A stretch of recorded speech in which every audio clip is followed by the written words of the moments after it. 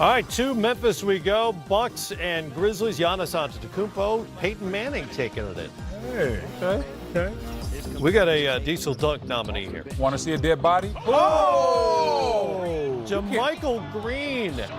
Wow. Ersan Ilyasova, wrong place. Like, that's somebody's Wrong child. time. You can't do him like that, Grant Hill. Wow. Man, wow. Off the vert. Bud Ball. It's ooh!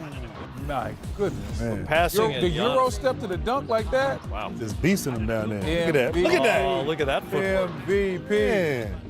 You think so? Oh, yeah, he definitely MVP. Wow. Turned away. Oh, he tried. Goal there. Oh, he tried it. He did try. He thought about it. Gasol thought about it. Well, he's a huge guy. Why wouldn't he?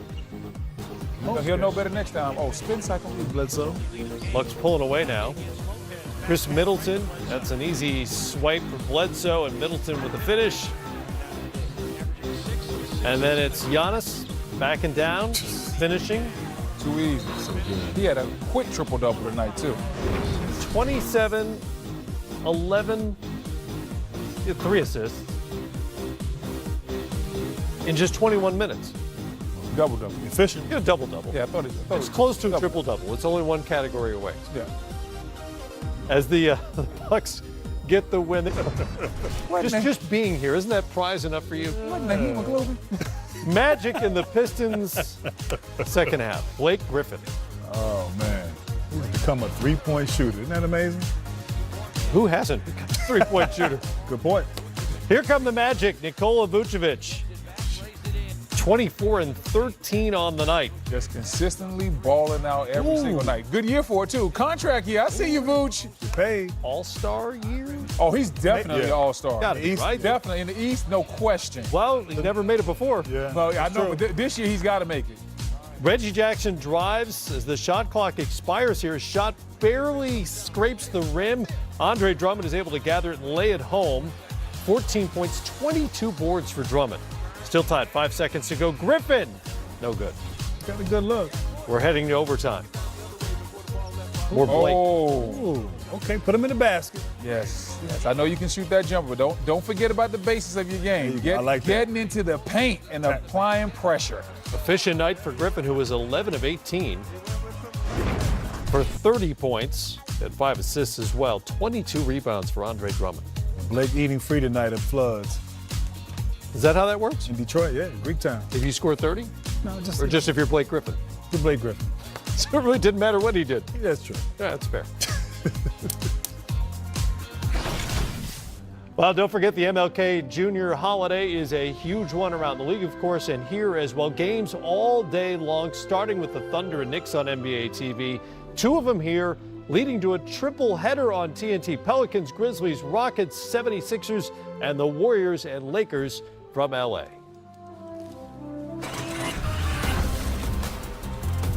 Southwest and the Dallas Mavericks to join us to talk about Dennis Smith Jr. Now, we've heard the rumblings, the rumor mill.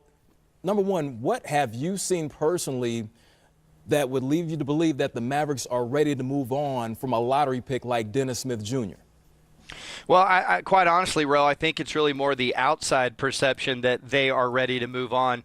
You know, a lot of times when we talk about this, we say the Mavericks think this or the Spurs think this, but the truth is there's a lot of people in a front office, and they a lot of times don't all have a uniform opinion, right? I think a lot of people make an assumption that because Luka is going to have the ball in his hands so much and Dennis has never played basketball without the ball in his hands, that they can't fit. So people kind of start leaping to conclusions. Keep in mind, Dennis has missed a lot of time this year with injury. They haven't really played on the floor together all that much, at least not enough to determine that they can't play together. And so I think a lot of it is sort of outside forces. There's internal forces as well, but I do think there's people in the Maverick organization that want this to play out, that want them to continue to grow together, because if you look at the last 20 years, the only top 10 picks the Mavericks have had have been, Devin Harris, which they traded for, and Luka and Dennis. They don't get top 10 picks. So you don't just want to move on from a guy so early, and you certainly don't want to take 50 cents on the dollar because other teams perceive him as someone that you have to trade. Skin, Derek Fisher here. Speaking of these guys having the opportunity to grow and develop as kind of a unit, what's the plan in Dallas? Is it to try and contend in the Western Conference, hanging around that 7-8 seed? Or is there really a plan to start to rebuild around Doncic, and maybe Dennis Smith is in that plan, and you're thinking about 3 to 5 years from now being one of the top teams in the West? I think that's a great question, and I think, perhaps maybe that question was sort of answered for them with the injury of J.J. Barea. If you look at where the Mavericks were in the standings and what their schedule is like coming up, it was going to be difficult. Now, they can still do it, and they're still going to try to win games. The good news for the Mavs is that if you look at how their salary cap is going to be structured over the next several years, they're going to have a ton of space.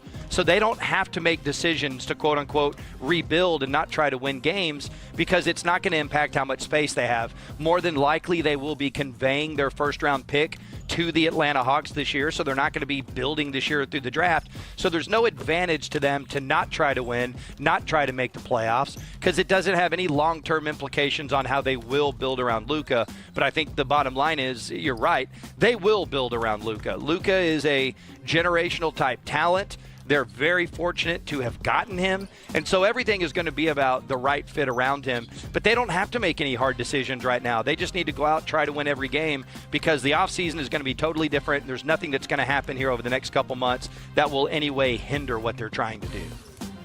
Skin, how much did Luka's seamless, transition from EuroLeague star to really NBA impact player change the calculus of the blueprint in Dallas? Like, how much did him being as good as he is, as quickly as he has, change everything for everybody? I don't know that I would say that it necessarily changes it as much as it just escalates it, and it puts in your mind, wow, we can be better sooner than we thought. We can be a contending caliber team sooner than we thought. They have Harrison Barnes under contract for 1 more year if he opts in. They have Dennis Smith Jr. They have Luka. They did really, really well with their second-round pick, Jalen Brunson. He looks like an NBA player.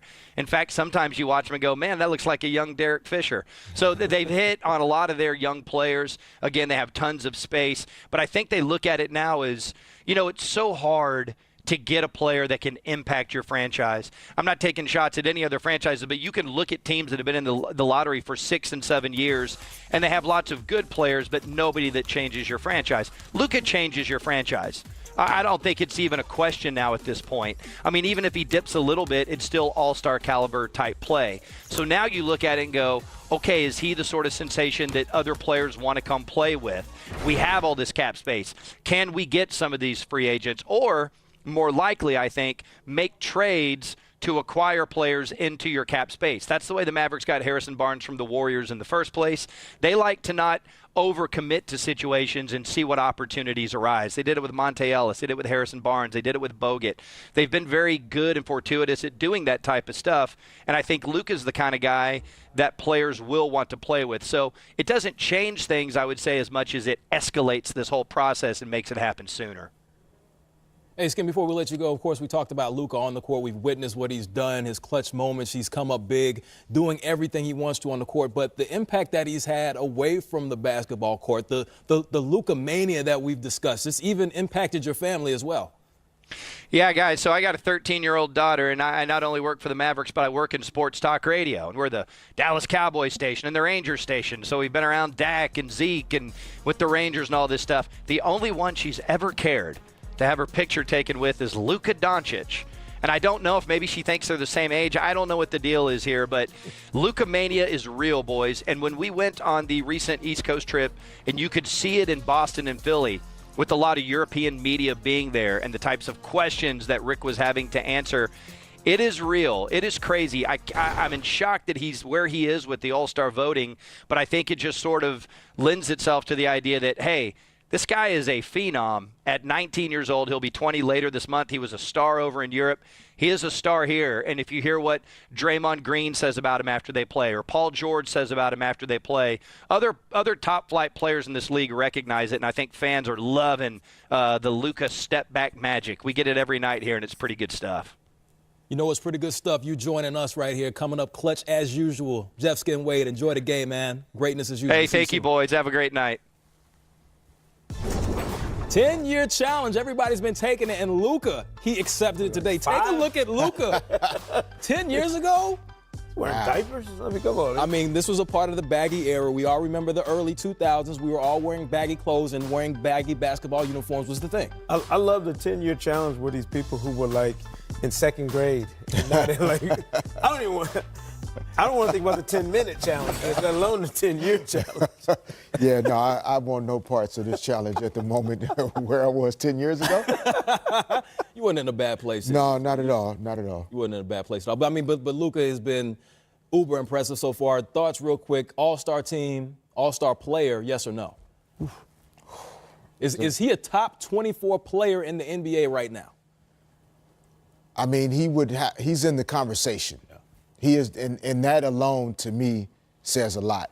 The West it's tough to make the all-star team in the West. If we ever get to a format where there's no conferences and it's just 24 top guys, maybe he gets in anyway. But in the West, for him to get in outside of fan voting, you know, you have to start thinking about putting him in front of some bona fide all-star guys. And I'm not sure, as great as he's been, if he goes above, you know, Dame Lillard's and other guys that are in the West that there's no way you can leave off the roster.